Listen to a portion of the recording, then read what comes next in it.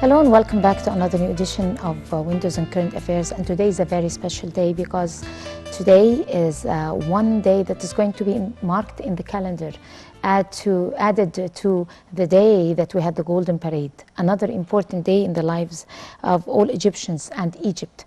It's because of a very of a leader who has a vision, and of people, a nation that love this leader and is supporting him throughout with their will, with their power, and also with their hearts. Today, President Abdel Fattah el-Sisi and guests from all over the world witnessed the unveiling of the renovated and ancient promenade in the city of Luxor, dating back to more than 3,000 years ago, the latest government project undertaken to highlight the country's archaeological treasures and landmarks. Of course, it's the Avenue of the Sphinx, or the Avenue of the Ram-headed, also you may call it like that, but it was very impressive. It was very beautiful. It was magical. The whole world stand still, and they were watching in amazement and in admiration. That inspiring event that was taken today. Of course, as usual, Egypt overwhelmed the whole world with such an event. And of course, it is going to be open for visitors. And today we're going to be talking about that event. It took place only a few minutes ago, or a while ago, and it was, like I said, attended by President Abdel Fattah el-Sisi, some officials, some guests, and some intellectuals, and some influencers, and also foreign guests also who admired that magical event. And we're very delighted to be having with us Mr. Alaa Eish, and he is a tourism expert, and he himself is going to be keeping our company in this edition of Windows on Current Affairs, and talking to us about that particular very special event. I don't know where to start, actually, because all of us have witnessed that event, and it was even more beautiful than the Golden Parade. Very special. It seems that the essence of the place and the grandeur and the place itself, with the ram-headed and the avenue and the road, it has some magic that could not be described except when you watch it yourself, right? It is, to me, today it is a feast day. Do you know, it is because I nearly saw the beginning of such a great project to connect Luxor Temple and Karnak Temple. In 2016, about 55 years ago, I have been invited by the World Tourism Organization to attend their annual conference, which they held it in Luxor. And the second day, we have been invited for a dinner in Luxor Temple, and to enter Luxor Temple at evening with the light and with its nice obelisk and that wonderful statues there. It was really a magic, because we had a dinner with orchestra there. And just to enter, listening to the music and that wonderful atmosphere, and suddenly I turned to the right, and I saw that the beginning of Ram's Road. And I really, for me, I was really positive and proud, surprised by seeing such rams right and left. And with the light of it, and I really, believe me, it is really one of the unique moments for me, just to feel your skin shaking. You see, can you imagine that your skin is shaking, and you have such a wonderful feeling and a romantic atmosphere there. And that's why I said to myself, this really the beginning of a modern Egypt, just to show the world how proud we are of our history, how proud of our temples, and to connect Luxor Temple with Karnak Temple with more than 1,057 ramps. It is a huge project. You see, it is the restoration of it, how they spread the lights just to give more wonderful impression. That's Egypt. That's really the modern Egypt. And now here in Luxor, it is.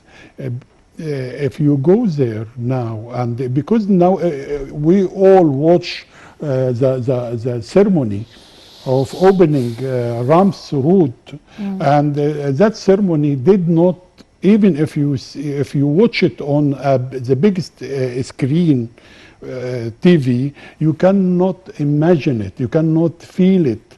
As you go there and you see it by yourself, and you see how difficult it was just to build such a route. You know, just to destroy houses, to take bazaars away, and of course the government compensate the owners of the houses, and everybody is happy because they know that they are surviving their houses, and for the good of their own city, because Luxor, the people of Luxor, they love their city very much, and they really they know that that's very important for them to grow, to let the city to grow and to be more wonderful, because they live from tourism industry anyway. That's why it is, for me, it is just something really, it is difficult to describe, because I felt it by myself, and I know it by myself, especially that really I fall in love since a very long time in Luxor Temple, in Luxor city, and from East Bank and the West Bank. Luxor itself, when you go there, you feel really happy. You feel safe. You feel comfortable. You see, you feel that you are in another world.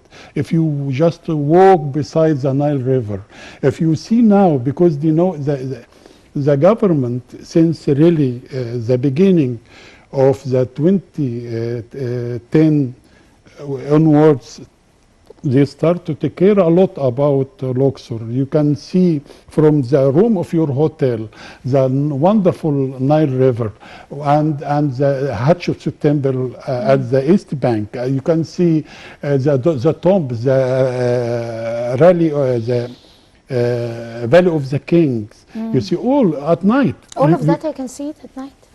It's magical. Yes, it is really, with the lights, with the green lights and the red lights. You feel that somebody is talking to you there. You see, it is just if you sit at your balcony in your room. It's priceless. I mean, people would spend millions and millions advertising for their places to come and see their countries, but just the mere image of the ram of the avenue of the Sphinx and the statues and all of that with the lights is priceless. Yeah, we don't need anything more. Yeah, it is just, it is you let to, if you are there in Luxor, I love it more and more during evening and night. You see, it is just to feel it, how peaceful that city is. And I must say, till now, we did not give Luxor the position which it really deserves. Luxor deserves to have better positions than it is now, to have millions, to receive millions of tourists every year. It is, we need that now. We need to promote Luxor. We need to show the world how that city, it is, for me, it is It is today. I must say, I had imagination that it is a wedding party. It is not only an opening ceremony. It is a wedding between Luxor Temple and the Karnak Temple. Do you know? And it is. I just played with my imagination today that. Do you know it is like in a wedding and the brotigam with the little kids or girls with the candles. Today for me it was a wedding between Luxor Temple and the Karnak Temple, and instead of that little girls, we had 1,057 rams. That's it. It's amazing. Of course, Yeah. if we keep talking for hours and hours, we won't be able to explain it unless people see it, come over to Egypt and see it on their own. But let's talk about preparing for that mega project, or that very, very significant project. As one of the most archaeological projects undertaken by the state. How did the government prepare in such a little time and prepare that with that efficiency, with that elegance, and with that inspirational way? You know, I must say that now the Minister of Tourism in the hand of really professionals. They start to give it to people who can really plan such a ceremony. Before, maybe not that well. But nowadays, we always, the Ministry of Tourism here in Egypt, always surprise us with such a wonderful, well-planned ceremonies. Do you know, it is, you have to show to the world how modern you are, how you really deserve to have such history, and how proud you are to show to the whole world, you see. And it is for me, if you look to that ceremony today, we have to do something which I really believe in. It is, you know, it is before they always send like the mask of Tutankhamun around the world to show to the world, to the museum around the world, to let the people to come. I tell you something. If you go to France and to visit France, if you go to Paris or maybe Lyon or Marseille or Toronto or any other French city, when you go to have your dinner at a restaurant, and while you are sitting at your table, they always bring something, they call it amuse-bouche. Amuse-bouche, it means that if it is difficult to translate it from French to English, but amuse-bouche, it means that you just clean your mouth. They bring it just while you studying your a la carte, they bring a little a plate with a little piece of bread with some food on it. Sometimes it is salmon, sometimes it is meat, sometimes it is vegetables, and they just tell you that it is the creation of the chef, and it is just to let you, while you studying your a la carte, they show to you how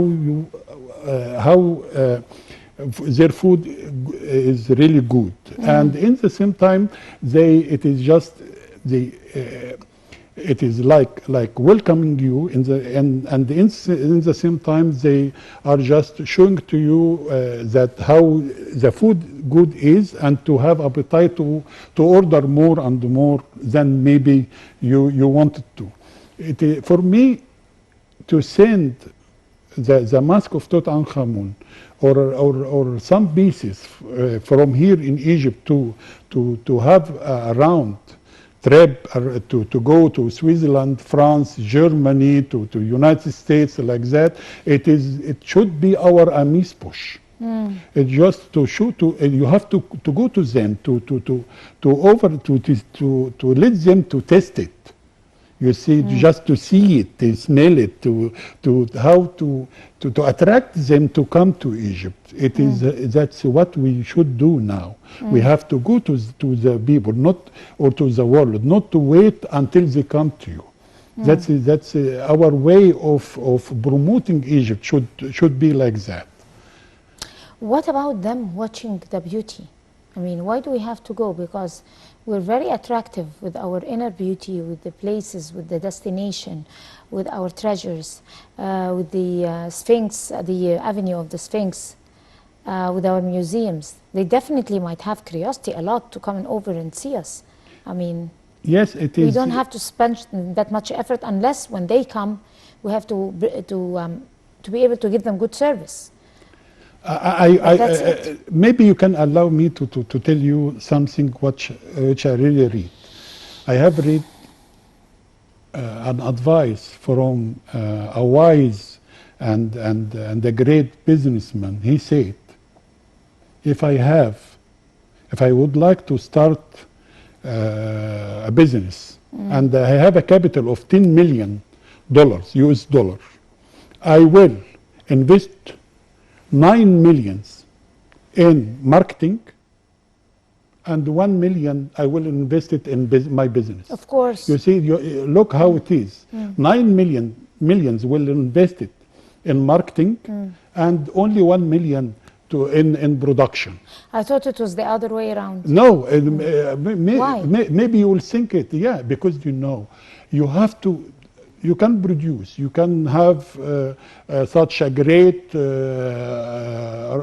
Rams road like today. But if you will not promote it, the people will forget it.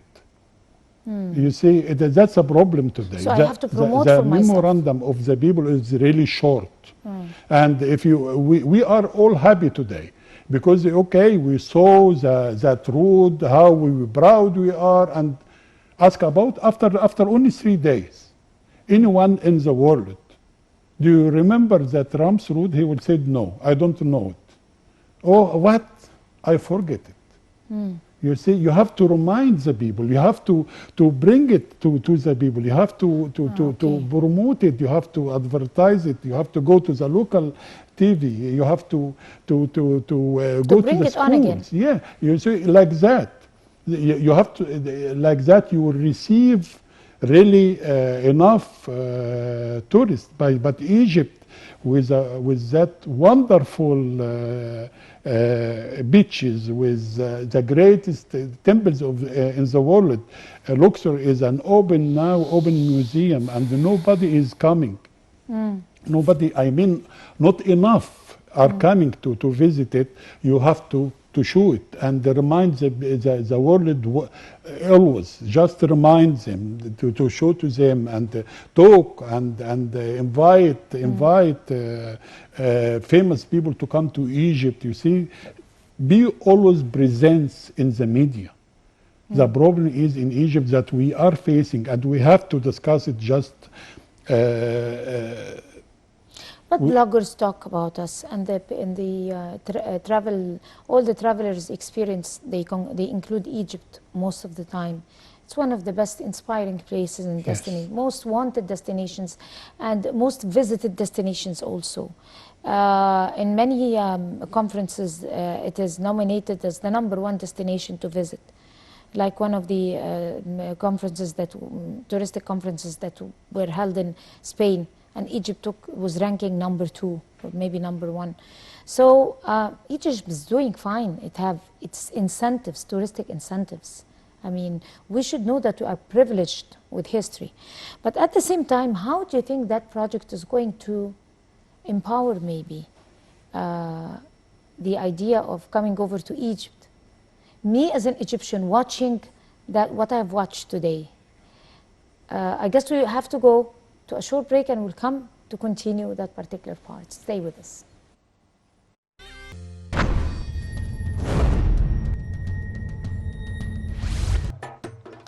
Welcome back. We're still talking about that particular event. Very amazing, inspiring.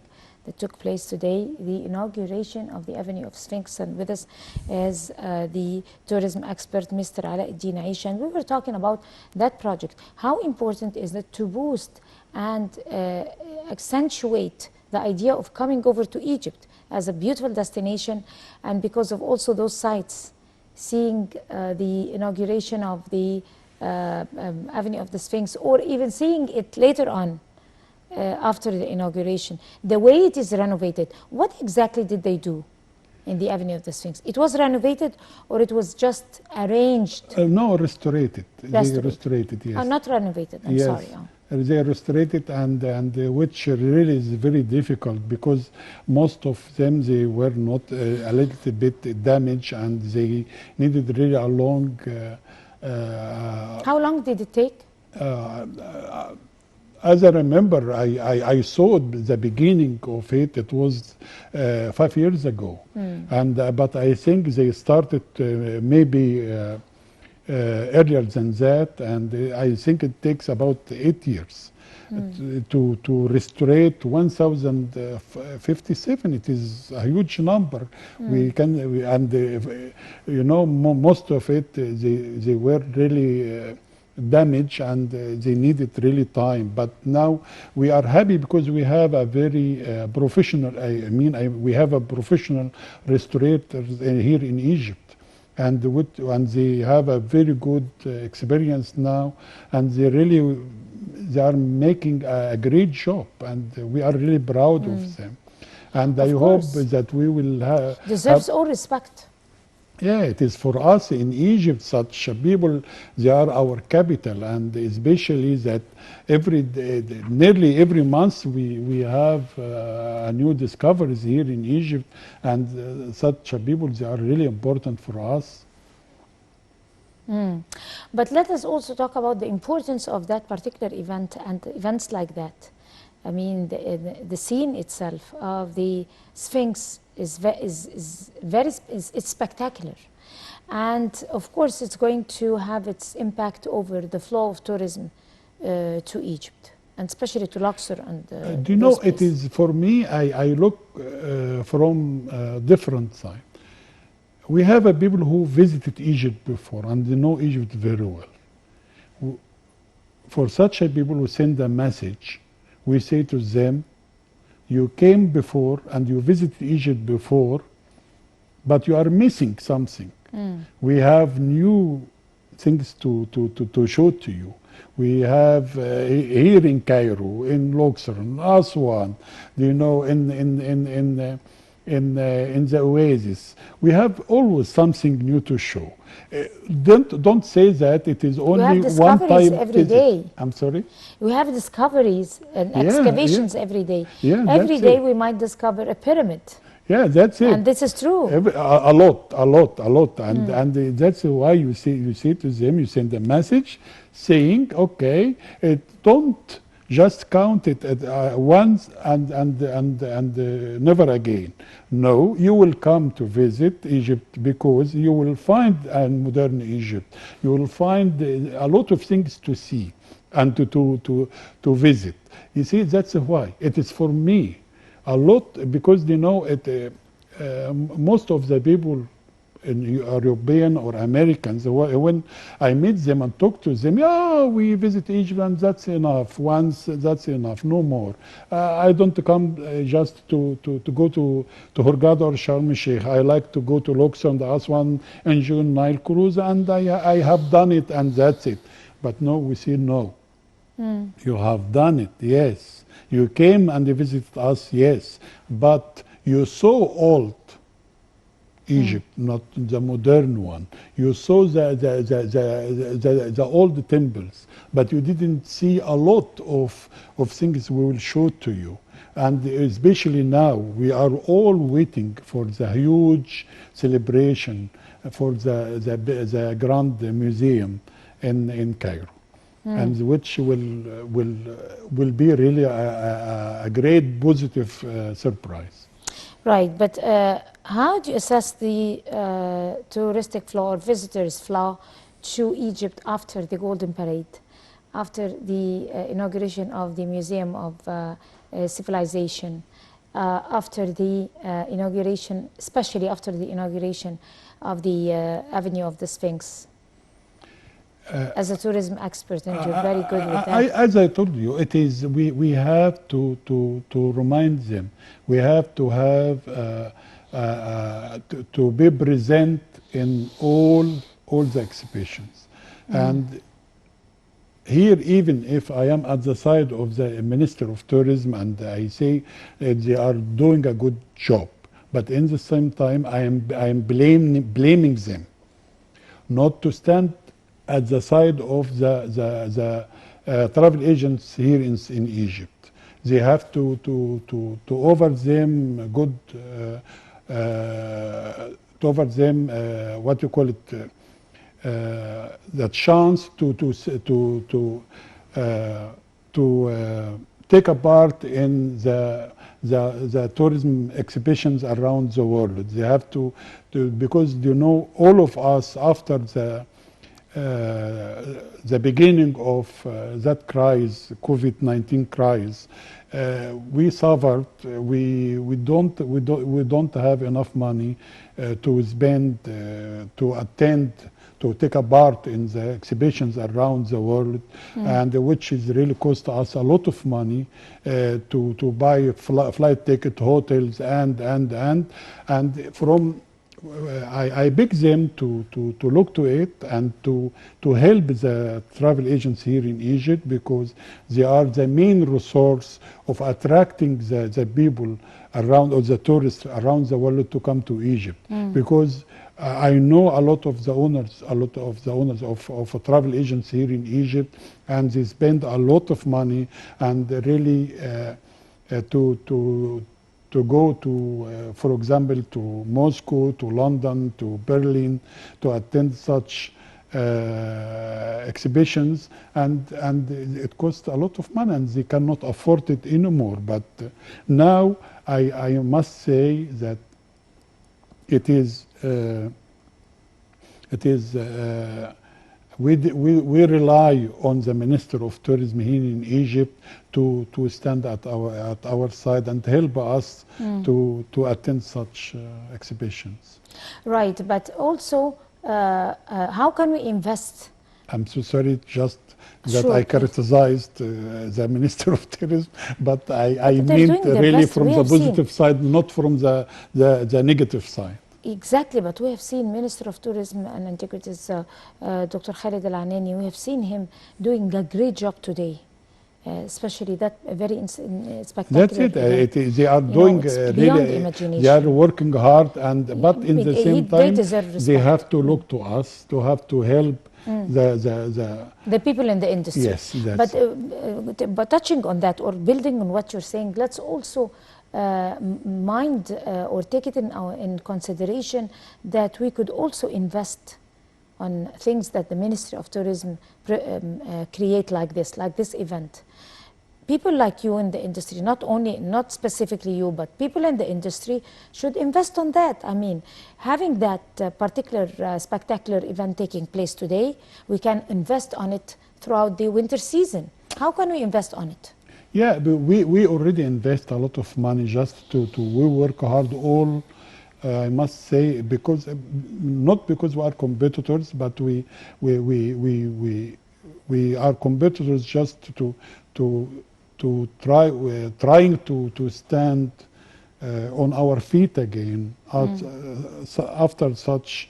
Now since the beginning of that pandemic, it is around about 20 months now, and it's really a long time and cost us a lot of money, and we have to fight to survive.